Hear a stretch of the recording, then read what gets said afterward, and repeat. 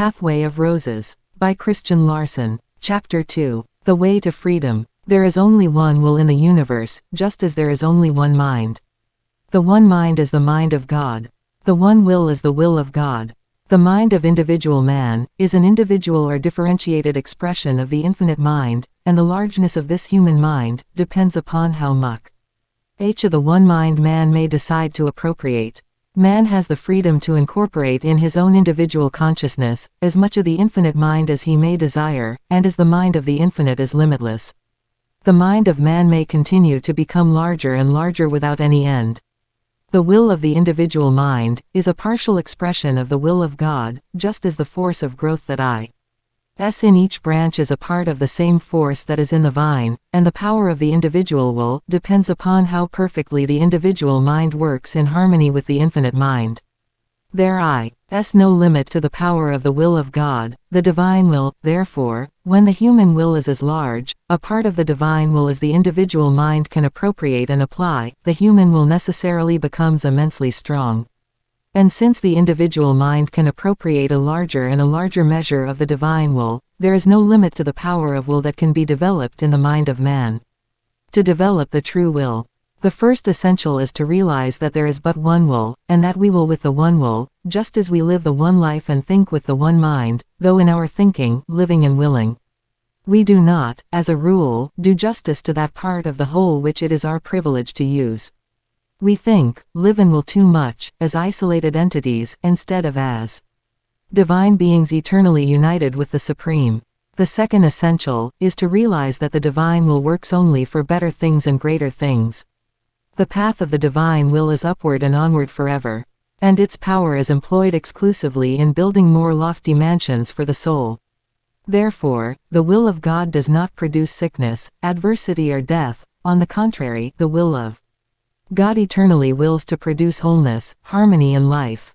The ills of personal life are not produced by divine will, they are produced by man's inability to properly use that part of divine will that is being expressed in his mind. And his inability comes because man does not always apply his will in harmony with divine will. When man uses his will as his own isolated power, he separates his mind more and more from the source of his power. In consequence, the power of his will becomes weaker, and he necessarily fails to accomplish what he has in view. He also falls apart from the one ascending current of life. He gets out of harmony with the true order of things, and sickness, trouble, adversity and want invariably follow. The true use of the will is to apply the will in the full recognition of the oneness of the human will with the divine will. My will is as much of the divine will as I am using now, and it is my privilege to use as much of the divine will as I may desire. 2. Constantly think of my will and the divine will as the same will is to place my mind in such perfect harmony with limitless power of divine will that I can appropriate this power in larger and larger measure, and the more I appropriate, the stronger becomes the power of will in me. When the individual mind is in such perfect harmony with the Supreme Mind that the divine will can be given free and full expression, the will of the individual mind becomes invincible. The secret, therefore, of developing a powerful will is found here, and here alone. The true will is never domineering nor antagonistic. Neither does it ever apply the force of resistance. If you are antagonistic or have a tendency to resist everything that is not to your liking, it is proof conclusive that you are not in harmony with divine will. You are misdirecting your power, and are forming obstacles and pitfalls for yourself. The divine will does not attempt to overcome evils and obstacles with antagonistic or domineering forces. The divine will does not fight wrong, it transforms wrong. It works in silence and serenity, but goes so deeply into the elements of things that it undermines the very first causes of all adverse or detrimental conditions. It does not resist the surface, but goes calmly beneath the surface, and transforms those undercurrents from which surface conditions proceed. The divine will, by going into the deeper life of all things, transforms all things into harmony with itself, and can transform all things because its power is supreme. Therefore, when we are in the midst of adversity, we should not rail against fate nor antagonize those conditions that seem to work against us. We have within us the power of divine will, and this will can change everything for good. But it not only can, it will. It is not the will of God to keep any person in adversity. It is the will of God to set every person free, and every person will be set free when he places his life completely in the hands of divine will. When the individual mind can say, from the heart, "Thy will be done," the individual life has been placed in the power of divine will, and that life will at once begin to pass out of adversity, sickness, trouble and want, into the world of freedom. However, we do not give up our individuality when we give our mind over to divine will. We do not become automatons in the hands of some superior power. On the contrary, we open our minds to that power that alone can produce individuality. The individuality we now possess has been formed by whatever measure of divine will that we have incorporated in our own conscious existence, and by opening our minds completely to divine will, we shall gain sufficient power to make our individuality infinitely stronger and superior to what it now is. Our purpose is not to be used by the Supreme, but to use the power of the Supreme. To live the life of God, think the thought of God, and will with the will of God, that is the secret path to the highly developed individuality, and it is such individuality that becomes a master mind, a son of the Most High. When the individual mind declares, "Thy will be done," consciousness must fully recognize the presence of supreme power, and must realize, with depth of thought and feeling, that supreme power invariably leads to higher ground, the world of freedom and superior existence. When the mind gives up to divine will in an indifferent, submissive, self-surrendering attitude, it is not giving up to divine will, it is simply giving up to the surrounding forces of fate. A mind will permit the forces of adversity to have their way, thinking that it is the will of God that much suffering must still be endured, and will consequently drift with circumstances, accepting whatever comes as a necessary chastisement. This method, however, weakens the mind, and places the individual more out of harmony with God than ever before. We always place ourselves out of harmony with God. When we accept evil as coming from Him, and we weaken our own ability to use divine will, when we permit adversity to exist, thinking that it was sent from God. To give the mind over to divine will is not to give up at all. In the ordinary sense of that term, we simply place ourselves in that position where we can use the power of the one true will instead of a mere imitation. We blend our own desires and aims with that power, that we know can see us through, and we work in the realization, that whatever is detrimental in our plans will be eliminated as we press on towards the great goal in view. The mind that is aimless, waiting for the will of God to take him where he belongs, will drift with fate. He is not in the hands of divine will, he is in the hands of circumstances because he has not given divine will something to do. God does not tell us what to do, He has given us the wisdom to know our own desires and our own tendencies, and He has given us the power to fulfill those desires. But we must take individual action, this is why we have individuality and free individual choice. However, when we do take individual action, God will work with us if we enter into harmony with Him. And when He is with us, failure is impossible. To use divine will, we must first have a lofty purpose in view, we must have something high and something definite that we wish to attain. We must have something upon which to apply the limitless power of divine will, and we must desire to reach that goal, with the very deepest and strongest desires of heart and soul. Then, we must will to press on, knowing that we are using divine will, the supreme will of the Most High, because this is the only will in the universe. It is the will that eternally wills the higher, the greater and the better. The will that is invincible, and always does what it wills to do. To the minds of the many, the true meaning of the will of God has not been made perfectly clear, therefore the majority, even among those who have strong spiritual tendencies, hesitate to give up to the absolute direction of higher power.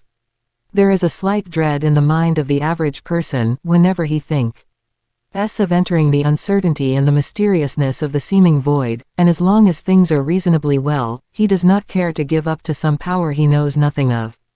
And as a true understanding of higher power cannot be found among the many, there are, accordingly, but few who can actually declare, with the whole heart, "Thy will be done." We frequently pray for His will to guide us. Nevertheless, we inwardly expect to use our own wills in mostly everything we do.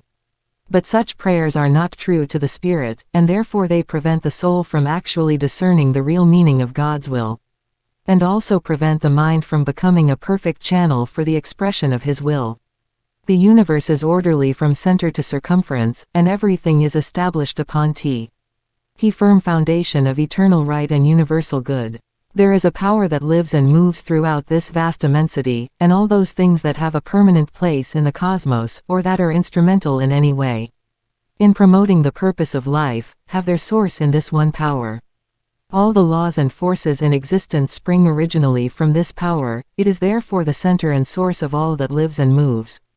And this power is the will of God. Accordingly, to do the will of the Father, is to enter into harmony with the universal order and promote the great eternal plan. The laws of life are all expressions of supreme will. God wills eternally the right and the true, and the act of his willing originates and perpetuates the sublime plan of life, that harmoniously rules the entire cosmos during endless eternities. God's will is constant and changeless, therefore all the laws and principles in existence remain ever the same, as they are all the expression of the one will. All that we see in the life of the universe, is the eternal coming forth of divine will, and the perpetual returning to the one source. The true will in every soul, is an individualization of infinite will. And the true use of the individual will, means the doing of the will of God. The infinite will does not seek to control things, but seeks eternally to give itself to things. And lies the secret in correctly using the human will, and in placing the human will in perfect harmony with God's will. When you can say with the whole heart, "Thy will be done," you are not giving up your own will. But you are placing your own will and the whole of your life, in oneness with God and in harmony with the universal order. Therefore, when you do the will of God, your own will becomes right. And becomes infinitely stronger than it ever was before. When we act in perfect accord with the laws of life on all the planes of being, we are doing the will of God, because what we call law in life is the will of God in expression in life. He who lives in perfect harmony with nature, who fully appreciates her grandeur and her beauty, and who daily seeks to be inspired by the loveliness of her presence, is doing the will of God in the natural world. He who rightly employs all the elements of mind and body, and who furthers the purpose of his own being in constant growth and unfoldment, is doing the will of God in the human world. He who searches the deep things of God, and enters into that high state, where God becomes closer than breathing, nearer than hands and feet, he who lives and moves, and has his being in the infinite sea of divine light, and ever ascends higher and higher into the greater glories of God's kingdom, is doing the will of God in the spiritual world. Whoever can say with his whole heart, "Thy will be done," has placed the whole of his life in perfect accord with God, and henceforth he will seek to live in perfect harmony with all that is, because all is of God. To do the will of God is not only to place one's life in the hands of God, but to be at peace with all the world, and to give one's whole life to all the world. The will of God seeks eternally to give itself to things, all things. The will of man, to be in harmony with the will of God, must do the same. However insignificant a law may seem to be, it is God working in that part of his universe, and as he is everywhere, manifesting his power everywhere, we must live and work with him in all things, even the most trivial, if we would be in perfect accord with his life and always do his will. A law in life is a path to greater things, in truth, an open door through which we may pass more closely into his presence. We can meet God at every expression of life, and whenever we are in the highest state of harmony with our expression of life, we have met God in that place. And also, when we use that expression of life in entering into a larger measure of life, we do the will of God in that place. Therefore, whoever meets God everywhere, and does his will in every place, will realize the fullness of life, at all times and under every circumstance. And to realize the fullness of life, is to realize the allness of the good. The incompleteness of human life, in general, is caused by our failure to enter into perfect accord with all the laws in our sphere of existence. We may be wholly right in some things, while the very opposite in other things. We may be scrupulous in regard to the right use of some laws, and at the same time continually negligent in regard to others. There are many who take perfect care of their bodies, and comply most rigidly with all known physical laws, yet they violate the laws of mind nearly every hour of their existence. Others are very careful so as to think only the truth, and do their best to remain continually in the most beautiful states of mind, but while aiming to live in mental ideals, they are wholly indifferent to the welfare of the body. Not infrequently, We find people who live in perfect accord with intellectual laws, but violate daily the moral laws. Also, too many who are the reverse. In brief, the majority do the will of God in some realms, while living entirely at variance with his laws in other realms. And here we find the simple answer to many perplexing questions. When some misfortune comes to you that you do not think you deserve, do not think that God is unjust or that fate is unkind. You have simply failed to do his will in all things. Do not blame others, do not blame fate, do not even blame yourself. See MPLY. Proceed to readjust your life so that you may become one with him in all things. Then all ill shall disappear, and you shall not only regain what you have lost but you shall, in addition, receive much more. Live in accord with all the laws of life physically, mentally and spiritually, do all things in the consciousness of God, do all things to the glory of God, and follow the light of his Spirit in every thought and deed. Then you will always do the will of God. Though you may dwell upon the mountain tops of the Spirit, though you may glory in the splendors of the cosmic realm, though our mind may go out upon the vastness of the limitless, and your soul ascend to empyrean heights, still, do not for a moment deprive the body of anything that is rich and beautiful in physical existence. The great goal is the spiritual life, and in the spiritual life all the joys of sense, all the joys of intellect and all the joys of the highest heavens are divinely blended into one. The physical life is sacred. The earth is the footstool of the Most High.